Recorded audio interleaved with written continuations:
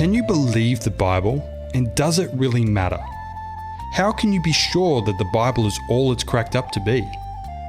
Join David Curry, a pastor, author, and worldwide traveller, as he shares his knowledge of many biblical places throughout the Middle East.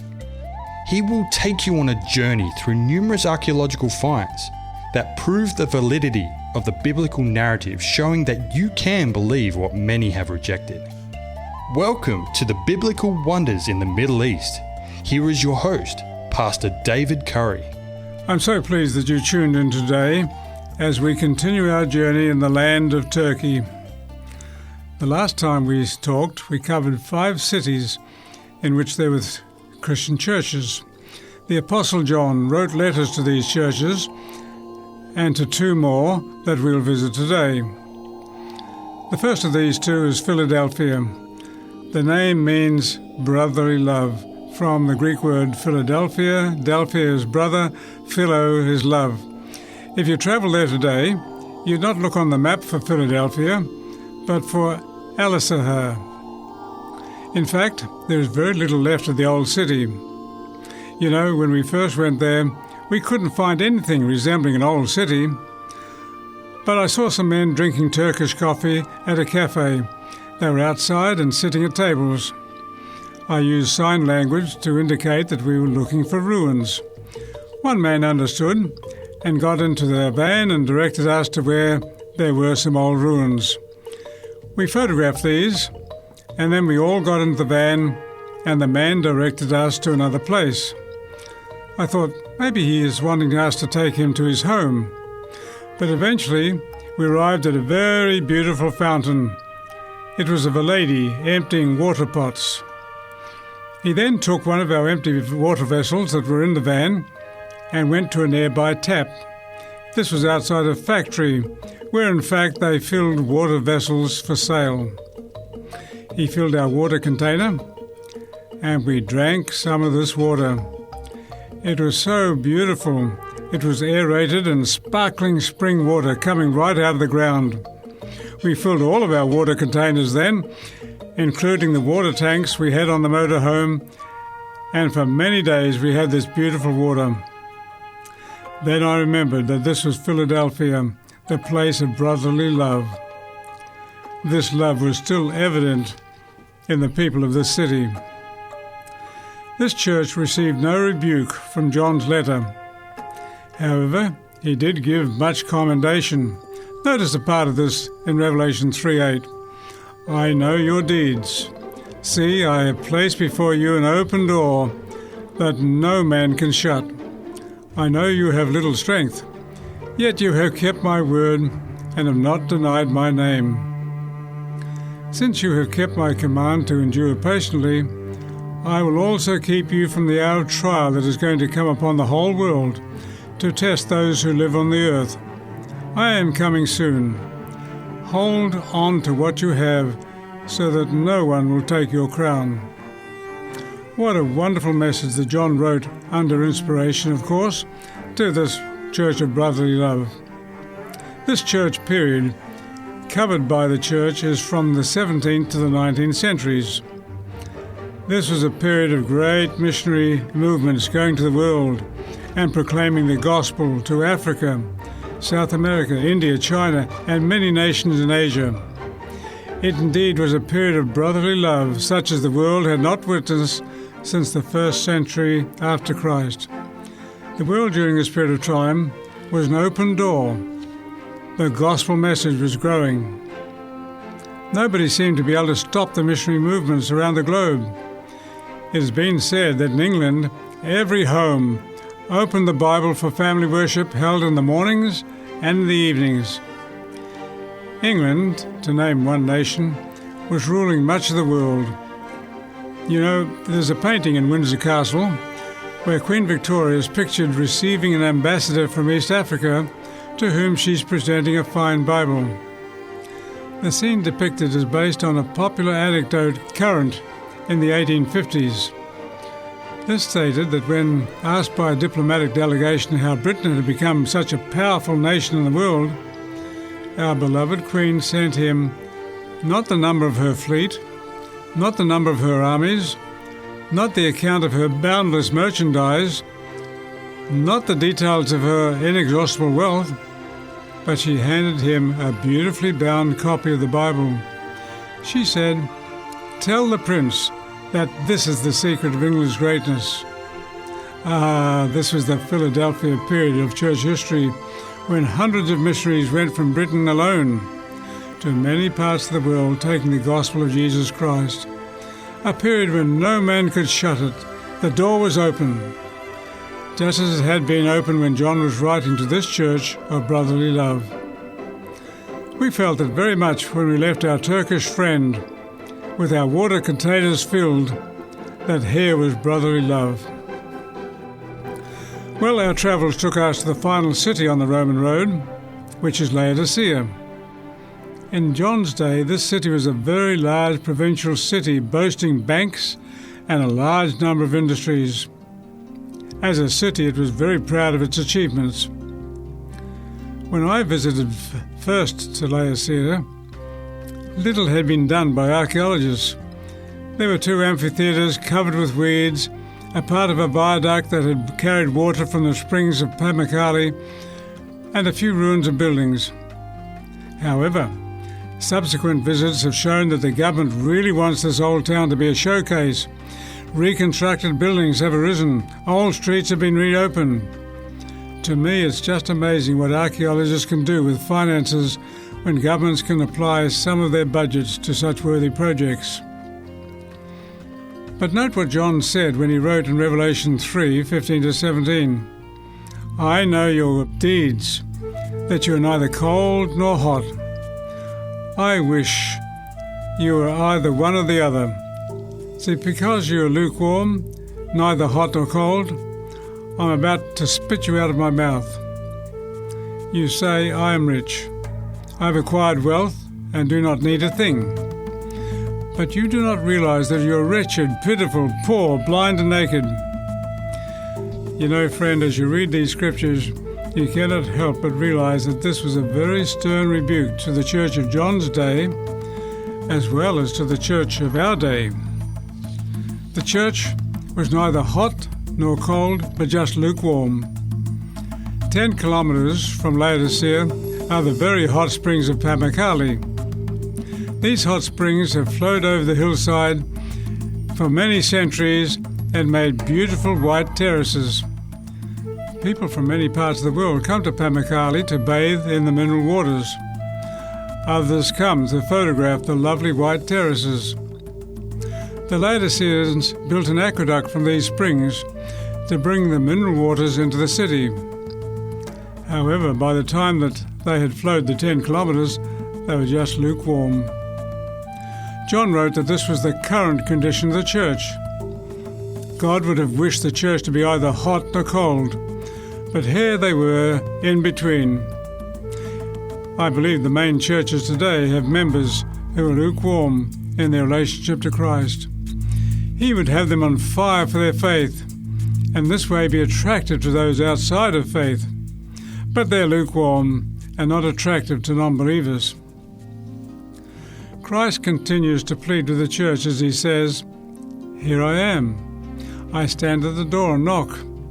If anyone hears my voice and opens the door, I'll go and eat with him, and he with me. To him who overcomes, I'll give him the right to sit on my throne, just as I overcame and sat with my Father on his throne." You know, the great artist Holman Hunt pictures this scene in his original painting held at Keble College in Oxford today. When he unveiled his painting of Christ knocking at the door, a friend said, "Holman, you've missed something." "What is that?" said Holman. "You didn't put a handle on the door."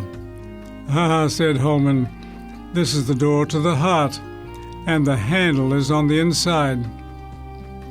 That became such a great painting that he painted another one that today is in St. Paul's Cathedral.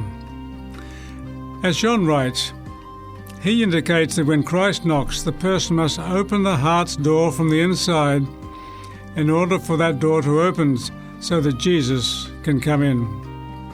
I love what it says next. I will go in and eat with him, and he with me. Many a business contract and friendships are made over a meal at a table. Eating is one of the joys the Lord has given to us all, and you know He wants us to eat with us the bread of life, and drink with us the water of life. What a difference the Laodicean church will become when it opens that heart's door. Then it says that Christ gives us the right to sit with Him on His throne. This church continues to the time of Christ's coming, and His people will be able to sit with Him in glory. What an opportunity that will be. What a privilege. What a hope that today we can have in His promises of His return, and eating with us and sitting with us on thrones of righteousness. It appears to me that this great event is not very far away, and we can all prepare for it. We can be ready simply by having Christ in our lives every day. From Laodicea, we moved several kilometres to Densley. This is quite a big city. And then we travelled by a very good road to Kousadasi, which is the port city of Ephesus. Kousadasi is the main port in which you can leave Turkey and go to some of the Greek islands such as Samos and Patmos. The Apostle John was exiled for a time on the island of Patmos. Let's go out there and perhaps stay for a night. In order to do this, we have to charter a boat from Kousadasi so that we can go directly to Patmos. Other boats go via Samos, but to do this you have to get accommodation on Samos for a night and then move to Patmos the next morning. Samos is mentioned in Acts 20 and verse 15. It says there that Paul stayed a night on his way back to Jerusalem. Well, I did that one time when I visited this area, but it was far better to get a chartered flight and go directly. And so, several times I've gone directly from Kousadasi to Patmos by chartered boat. It also carries about another 100 passengers. It cost us about $100 each for the return trip. It takes about around 4 hours to travel to the island and then another 4 hours to come back, but it's really worth the time. Patmos is in the Adriatic Sea and a very quiet place. We met 2 or 3 people who were staying there from England. They were writers and chose this lovely quiet location for writing their books. There were fishermen there who repaired their nets during the day and left in the evening to catch their fish, which they would export to the Greek markets at Athens. Other people, and there were many, were tourists, many of whom had come here because this is where John, who wrote Revelation, was exiled because of his faith. He wrote in Revelation, the first chapter and verse 9, I, John, both your brother and companion in the tribulation and kingdom and patience of Jesus Christ, was on the island that is called Patmos for the word of God and for the testimony of Jesus Christ. Here was John, exiled to this lonely island, Patmos, because of his strong Christian faith. There's only one cave on the island, and it's believed that this is where John was incarcerated. He went into this cave, and there he stayed. I went into this cave also. It's a beautifully adorned cave by the Greek Orthodox Church, and there's an open family Bible. And I was surprised to see that it was open to this passage which I've just read. John had been the pastor of the church of Ephesus, but was taken as prisoner for his preaching and his beliefs. It's just amazing how God works. From the quietness of this island and away from the busyness of pastoral duties, John had time to listen to Jesus and write the book of Revelation. This was not just for the churches on the Roman road, but for the whole world. Several years ago, I met a Hindu man from the centre of India who lived in the state of Orissa. Many Christians had been persecuted in this state, and many churches were burnt down. But he asked me if I could get him a good translation of the Bible and some books on Revelation. I asked him, how do you know about Revelation in the Bible? He told me that he has a satellite, and listens to many Christian programs. He particularly likes it when speakers talk about the book of Revelation. Even through 3ABN, many people in many nations are listening to the gospel truths. As this man was in Larissa, and I was able to send him a good Bible and some books and tracts on Revelation. He was pleased to get those. Well, now, back to the island of Patmos. It's not very big. As an island, it's just 34 square kilometres. One can hire a motorcycle and travel its several roads. One of the roads leads up to a monastery where Greek Orthodox monks while away their time. From the monastery, one gets a very good view of the sea and even the Turkish coastlines. Nearby to the monastery are some windmills. At one time, these were used for grinding grain into flour, but they're not used anymore. There are rock-fenced fields where grains and lentils grow, and donkeys are still used to separate the grains from the chaff and the lentils from their pods, as the donkeys crush them under their hooves as they go round and round over the harvested plants. There are a number of hotels where one can stay the night, as well as a few bread and breakfasts and some homes. These luxuries, of course, were not afforded to John, as he was a prisoner on this lonely island. Of course, in those days, such amenities didn't even exist. Well, we were taken back to Tarsus by our chartered boat, and then we drove around the coastline to the old town of Tarsus. This coastline is dotted with lovely beaches, and on the many bright and warm days it's pleasant to bathe in these places. Today, Tarsus is known as Mersin. It was the birthplace of the Apostle Paul. It was also the meeting place of Mark Antony and Cleopatra, who was the Queen of Egypt. There's a restored gate in Tarsus known as Cleopatra's Gate. It's believed that this gate commemorates the famous meeting between the two rulers. In fact, sad to say, it is really the only gate left of the walled city. Today it's the fourth largest city of Turkey, believe it or not. It has over 3 million people as residents. It is mentioned in Hittite records around 2000 BC or before Christ. Paul said, "I'm a Jew from Tarsus in Cilicia, a citizen of no ordinary city." In fact, it was a large provincial town in his day. Being born in Tarsus made him a Roman citizen, which was to his advantage as he preached through all of Asia Minor, as Turkey was called in those days. Another historical marker for Tarsus was when Cyrus the Younger camped here with 10,000 of his troops on his way to try and take the Persian crown. He was finally defeated by his brother at a battle about 80 kilometers north of Old Babylon. Well, we'll leave Turkey now and we'll head off to Jordan. This is a marvelous country, and even in ancient times covered 3 areas known as Moab, Edom, and Ammon.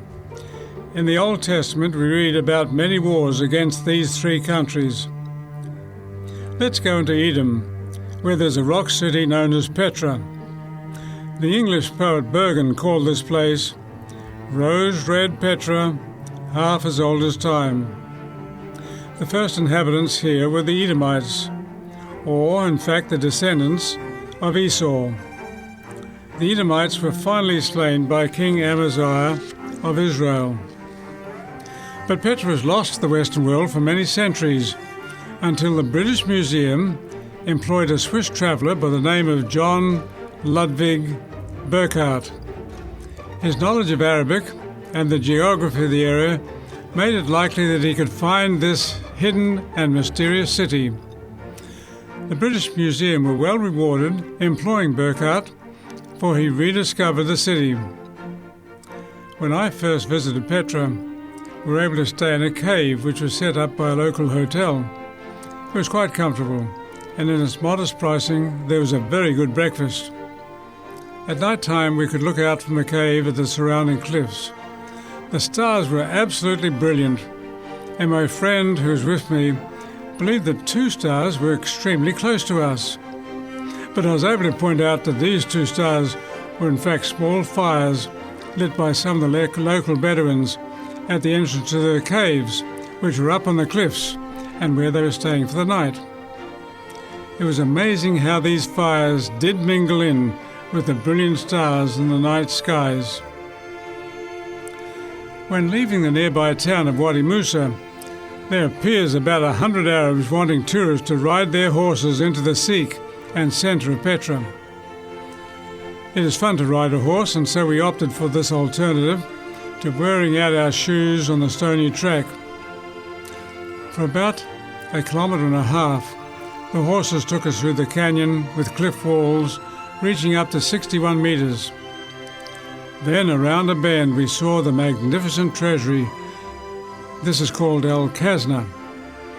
The cliff has been cut away and left this beautiful building.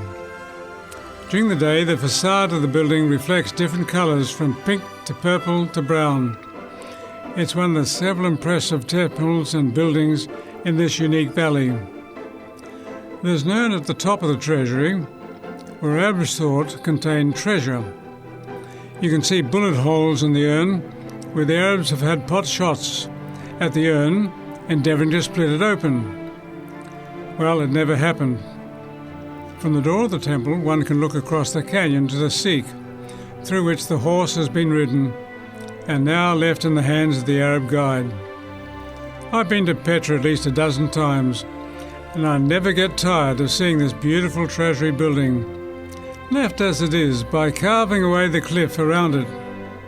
I tell you, those ancient carvers were certainly some architects. On leaving the treasury building, it is best to walk down the canyon floor. On the way, one can see many of the homes of the Edomites and the Nabateans who followed them. Then quite a large amphitheatre comes into view, and surrounding this theatre are many caves, the walls of which are covered in different colours of sandstone.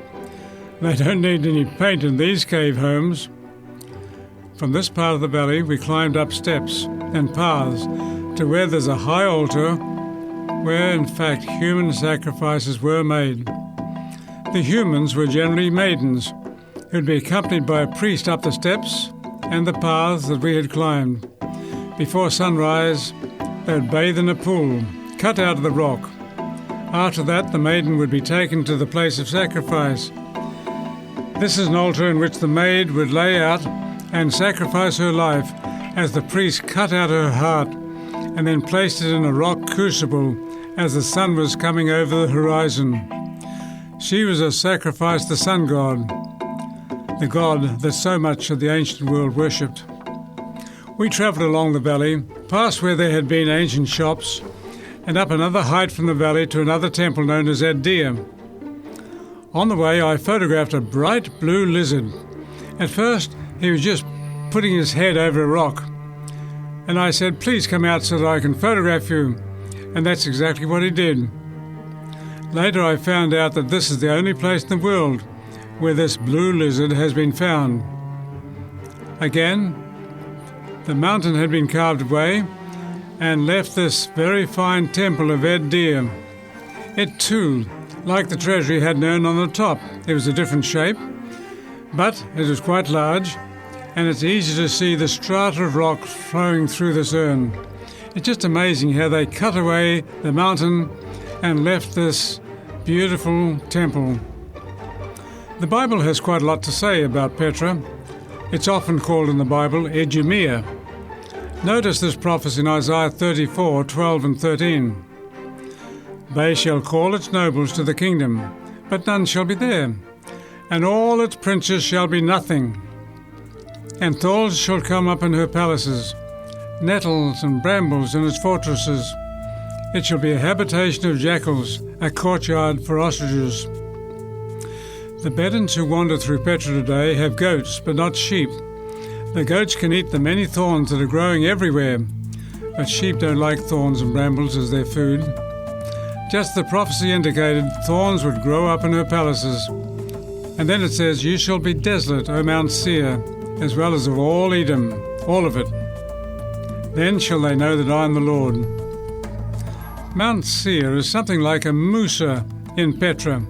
The Edomites used this as a fortress, for it had a gently sloped top, and even today wells can be seen there that were dug something like 2,700 years ago.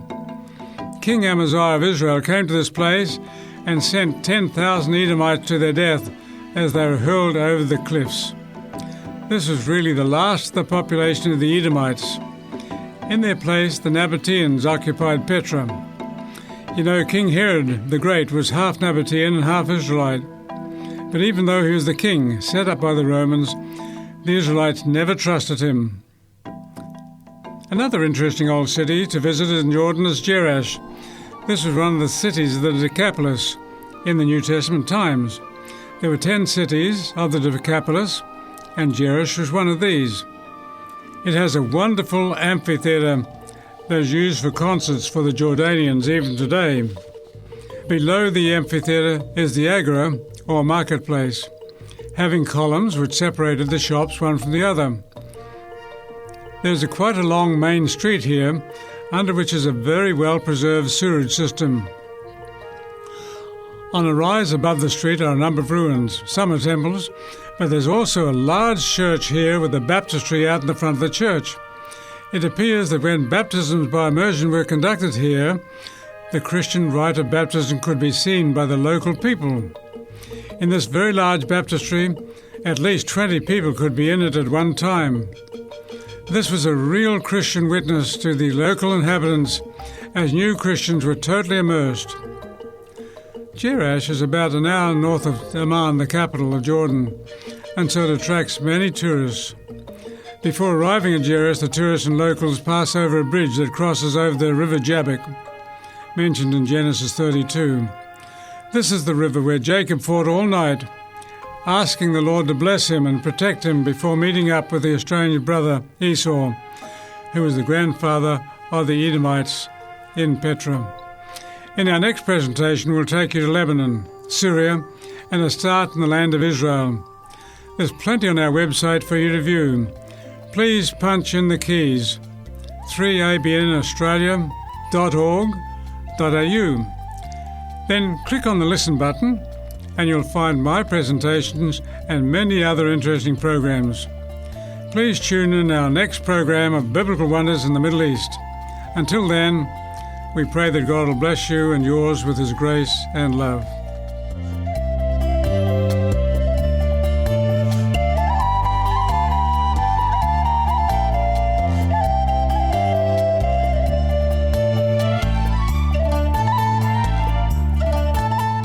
You've been listening to Biblical Wonders in the Middle East with Pastor David Curry.